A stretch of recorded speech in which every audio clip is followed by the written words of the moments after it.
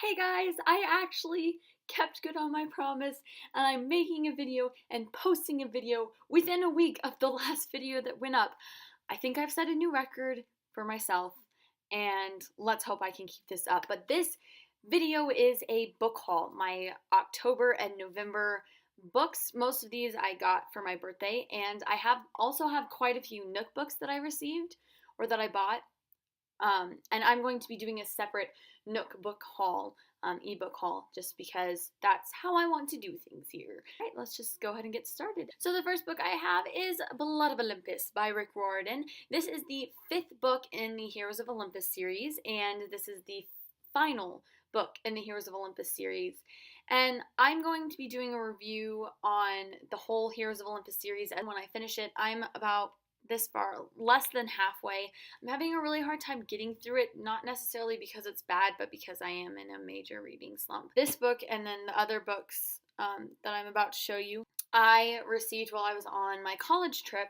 And I took 2 weeks to kind of go around the country and visit my top 5 colleges. And we don't have a Books-A-Million here. So when I saw that there was a Books-A-Million in the area that I was in, I had to stop by. So yeah, I got this book and a couple other. Another book I got at Books-A-Million was Never Fade by Alexandra Bracken. This is the 2nd book in the Darkest Minds trilogy. The 3rd book in the Afterlight just recently came out last month or 2 months ago.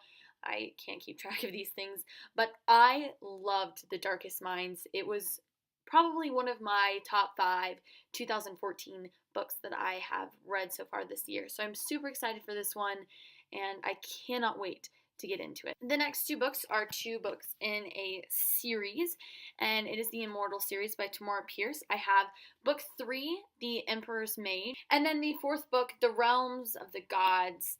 Both of these are by Tamora Pierce. They're the 3rd and 4th book in the series. I'm super excited for these. You guys know my feelings on Tamora Pierce. I'm super excited to get to these. The last book that I got at Books-A-Million was Crown of Midnight by Sarah J. Maas. This is the 2nd book in the Throne of Glass series, and I loved Throne of Glass.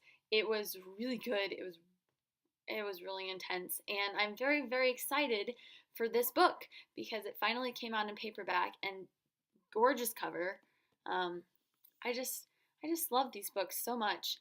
For those of you who've read this series, would it be advisable to wait till I can read The Assassin's Blade before I read Crown of Midnight? Or should I read Crown of Midnight first? Or does it really matter? Am I just like overthinking these things, which happens a lot? And then the next book I received, I have been waiting for literally since Epic Reads revealed the cover last November. So over a year, and that is 1,000 Pieces of You by Claudia Gray. I know that this book is currently up for a Book Shimmy Award on Epic Reads, so you should go check out their channel and check out and vote. It's beautiful. When Epic Reads revealed the cover, I was in debate club, and I made it my screensaver right then and there, and it hasn't stopped becoming my screensaver since then. But I'm super excited for this book. It came out in November, and yeah, I'm super excited. I have a really annoying story to tell you about this book, about Barnes & Noble, but I won't tell you it right now because I won't, and I'll wait. Because I need to get over it, actually, is probably the real reason why I should not tell you the story. Needless to say, Barnes & Noble sucked in this instant. And then I got the French translation of Harry Potter and the Sorcerer's Stone, or the Philosopher's Stone, depending on where you are in the world. And I have been wanting to read the French translation of Harry Potter for a very long time. I'm a French student.